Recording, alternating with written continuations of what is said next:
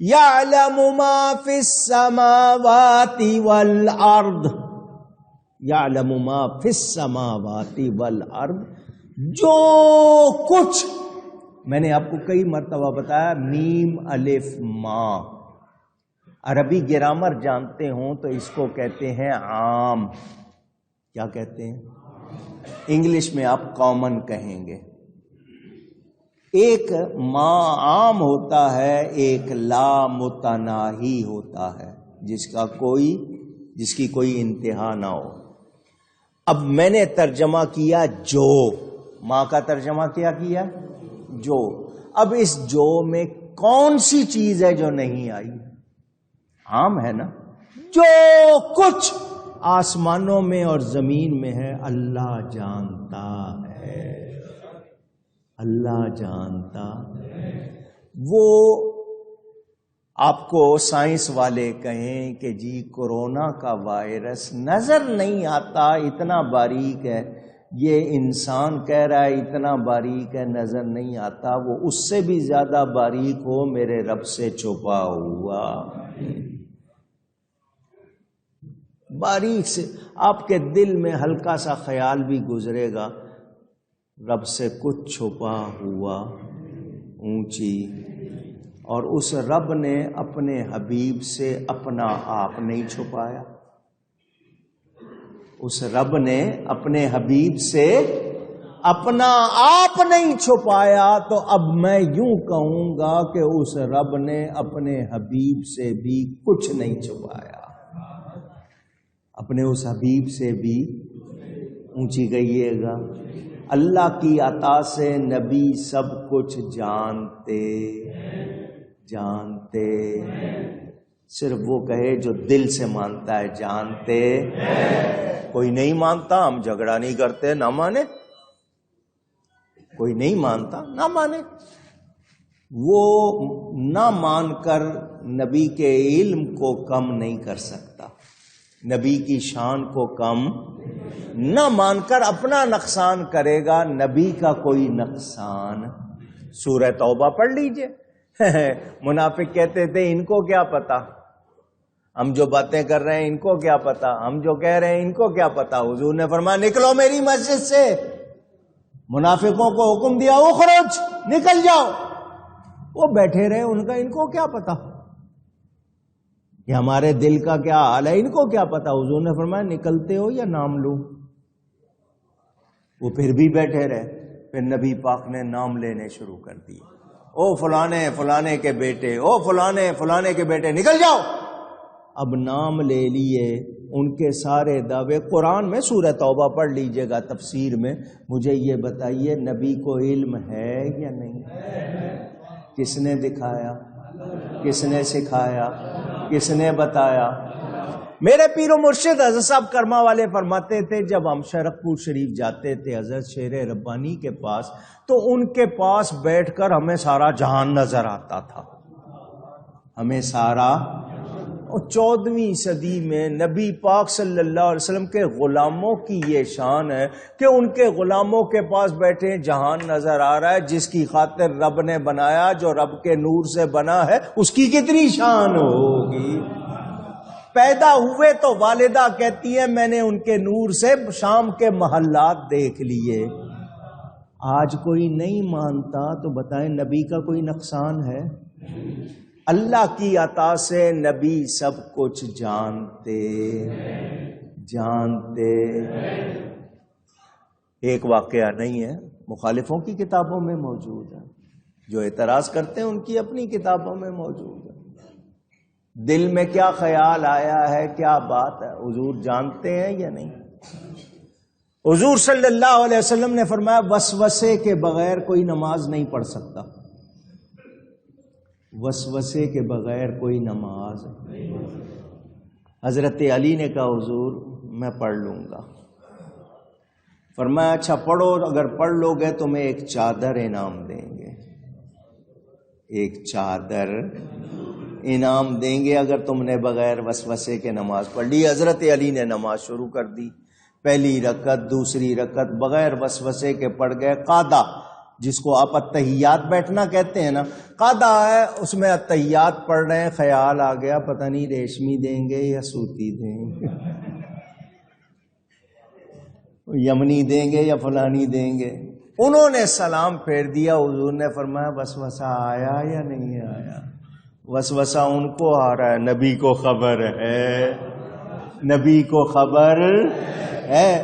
ارے نبی کی بات کریں، سیدنا غوث اعظم رضی اللہ تعالیٰ عنہ واز فرما رہے ہیں ممبر پر بیٹھے ہوئے، حضرت علی حیتی سامنے بیٹھے ہیں، واز سن رہے ہیں، ان کو اونگ آئی ہوئی ہے، وہ اونگ رہے ہیں۔ غوث پاک بیان فرما رہے ہیں، وہ اونگ رہے ہیں۔ حضرت غوث پاک ممبر سے اترے، ان کے سامنے جا کے کھڑے ہو گئے، ان کے سامنے جا کے ادب سے کھڑے ہو، ان کی آنکھ کھل گئی، آپ نے ہاتھ کھول دیے، واپس آ گئے، فرمایا جو دیکھا ہے لوگوں کو سنا دے، جو دیکھا ہے لوگوں کو سنا دے۔ وہ خواب دیکھ رہے ہیں، غوث پاک جاگتے ہوئے دیکھ رہے ہیں کہ وہ کیا دیکھ رہے ہیں۔ جب نبی کے بچوں کی یہ شان ہے، آقا کی کیا شان ہو، اور میں سنا دے لوگوں کو۔ انہوں نے کہا مجھے حضور صلی اللہ علیہ وسلم کی زیارت ہوئی۔ وہ خواب میں دیکھ رہے ہیں، غوث پاک دیکھ رہے ہیں کہ اس کو حضور کی زیارت ہو رہی ہے، اور حضور نے فرمایا عبد القادر کا دامن نہ چھوڑنا، عبد القادر کا دامن دیکھتے ہیں یا نہیں؟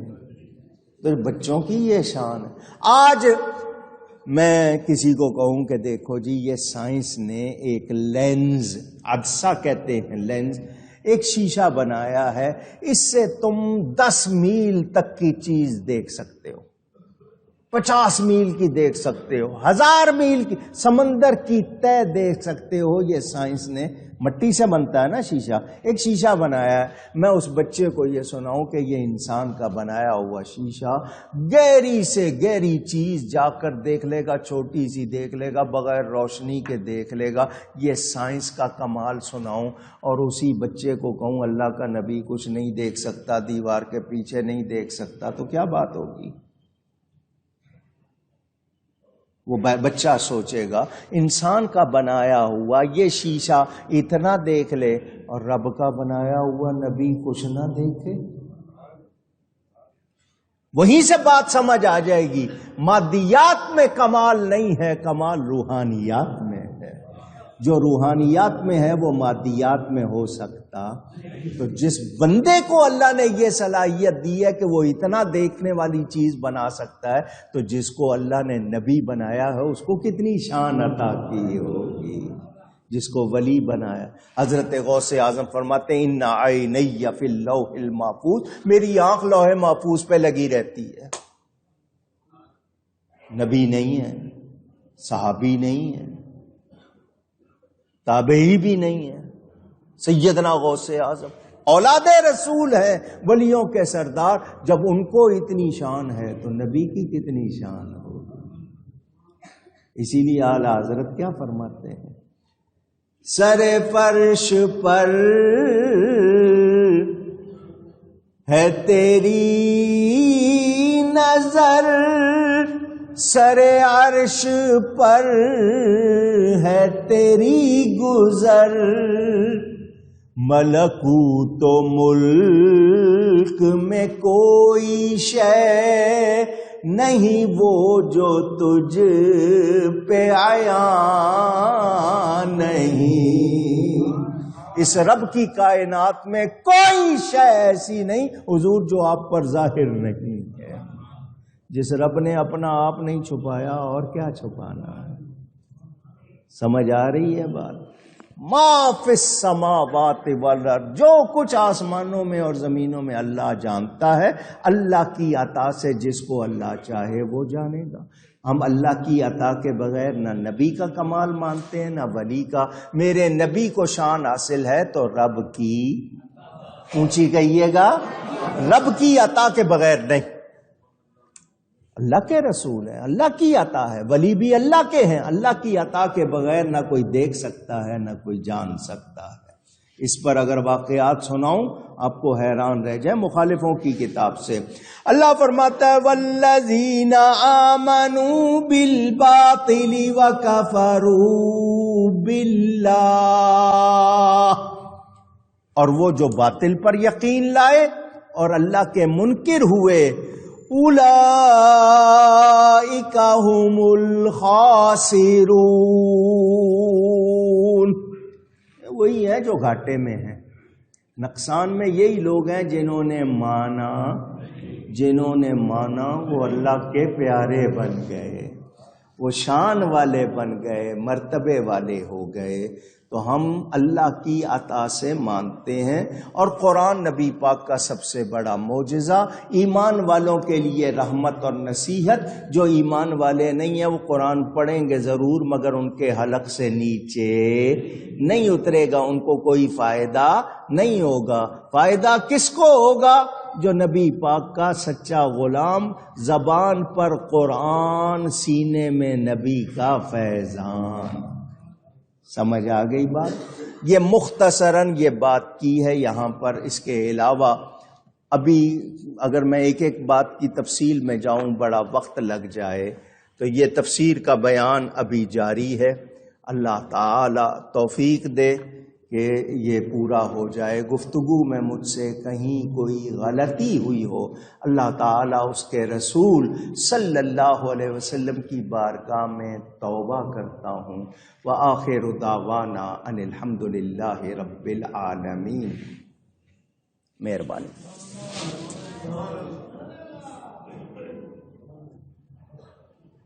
ہمارے اس شہر میں لوگ پہچانتے ہیں، کچھ لوگ نہیں پہچانتے ہوں گے، مولانا نثار علی اجاگر صاحب شاعر بھی ہیں۔ یہ نعرہ انہوں نے ہی لگایا تھا شاید، گستاخ نبی کی ایک سزا۔ یہ مجھے جہاں تک یاد پڑتا ہے یہ نعرہ بھی انہوں نے ہی بنایا تھا۔ شاعر ہیں، بہت اچھے، فاضل بھی ہیں۔ ان کے والد کل انتقال کر گئے، اللہ تعالیٰ ان کی مغفرت فرمائے۔ اور بھی جتنے لوگ اس ہفتے میں ایمان کے ساتھ چلے گئے، اللہ سب کی مغفرت فرمائے۔ دو باتیں، پہلی بات تو یہ کہ پاکستان میں سنیت کے حوالے سے علمی خدمات جن ہستیوں نے انجام دی پاکستان بننے کے بعد، ان میں ایک ہستی حضرت سیدنا محدث اعظم مولانا محمد سردار احمد صاحب، پرانا نام لائل پور، اب نیا نام فیصل آباد۔ حضرت نے مدتوں طلباء کو حدیث شریف پڑھائی، ان کو محدث اعظم کہا جاتا ہے۔ اعلیٰ حضرت کو انہوں نے دیکھا نہیں تھا، اعلیٰ حضرت کے عاشق ہو گئے۔ اعلیٰ حضرت کے بڑے بیٹے حجت الاسلام حضرت مولانا حامد رضا صاحب سے وابستہ ہوئے۔ بریلی میں ہی اعلیٰ حضرت نے جو مدرسہ بنایا تھا اس میں استاد مقرر ہوئے۔ وہاں سے پاکستان آئے، ڈیوٹی لگی فیصل آباد میں، ایک درخت کی چھاؤں میں بیٹھ کے لوگوں کو حدیث پڑھانی شروع کی۔ ڈپٹی کمشنر شیعہ تھا اس وقت، ڈپٹی کمشنر ضلع کا مالک ہوتا تھا، اس کا بڑا اس وقت اختیار ہوتا تھا۔ وہ دیکھنے بھی آیا، وہ حضرت کے پاس آیا، حضرت حدیث پڑھا رہے تھے، حدیث پڑھاتے ہوئے گورنر، وزیر، صدر کوئی آ جائے حضرت اس کی طرف دھیان نہیں دیتے تھے۔ فرمایا نبی کی حدیث پڑھا رہا ہوں، اس وقت کسی اور کی اہمیت نہیں۔ اس نے کہا میں تو زمین دینے آیا ہوں آپ کو کہ آپ کو مدرسے کے لیے زمین دے دوں تاکہ آپ یہاں درخت کے چھاؤں کی بجائے مدرسہ بنا کے۔ حضرت کا وہ مدرسہ قائم ہوا اس وقت جھنگ بازار فیصل آباد میں، سنی بڑی مسجد، سنی رضوی مسجد کہلاتی ہے، نقشے میں بھی دکھاتے ہیں، بہت بڑی عالی شان مسجد۔ اتنے پکے سنی تھے کہ کوئی بد عقیدہ اگر خراب عقیدے والا مسجد میں آ جاتا تھا تو مسجد دھلواتے تھے۔ اتنا مضبوط عقیدہ ماشاءاللہ. بڑے بڑے علماء ان سے وابستہ ہوئے، شاگرد ہوئے. ان کے بڑے فرزند، ان کے جانشین جو مجاہد بھی تھے، زاہد بھی تھے، عالم بھی تھے، اور پکے صوفی بھی تھے، اور نبی پاک کے بڑے پیارے عاشق بھی تھے. حضرت قبلہ الحاج شمس المشائخ حضرت قاضی محمد فضل رسول حیدر رضوی رحمۃ اللہ علیہ، ان کا دوسرا سالانہ عرس پرسوں منایا گیا ہے، کچھ دن پہلے. اللہ تعالیٰ ان کے درجات بلند فرمائے. ان کے یہ مرید ہیں، پہلے بھی مسجد میں آئے ہیں، آج بھی. یہ امریکہ سے آئے. یہ ڈاکٹر عثمان علی صدیقی نام ہے، حضرت کے بڑے پیارے. حضرت کو قبر میں آخری وقت میں موجود تھا، وہاں ساری خدمات حضرت نے ان سے لی ہیں. آخری دیدار بھی انہوں نے کیا ماشاءاللہ. تو بہت کم آتے ہیں کراچی میں، جب بھی آتے ہیں تو ابھی اپنے پیر صاحب کے بیٹے کے ساتھ بغداد شریف، کربلا، نجف اور پھر مدینہ منورہ، مکہ مکرمہ ہو کے صبح ہی کراچی پہنچے ہیں. تو تشریف لائے ہیں. میں چاہوں گا آپ 10 منٹ ان کی گفتگو سنیں.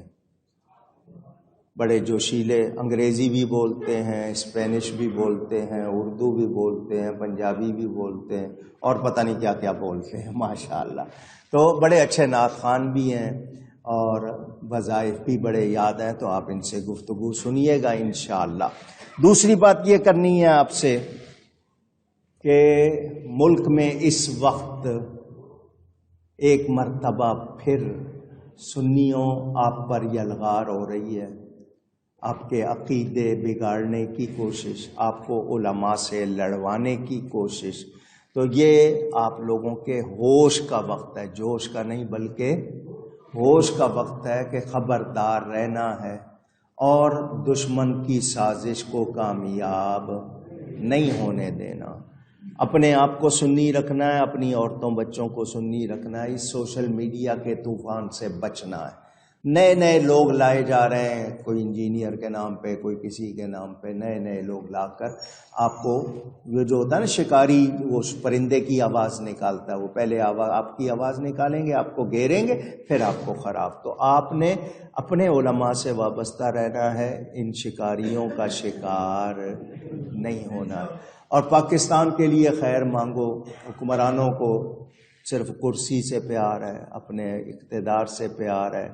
مہنگائی کتنی ہے، لوگوں کا حال کیا ہے، لوگ کتنے پریشان ہیں، ان کو پرواہ نہیں ہے. اللہ تعالی ان کو ہدایت دے اور ہمیں اچھے حکمران عطا فرمائے.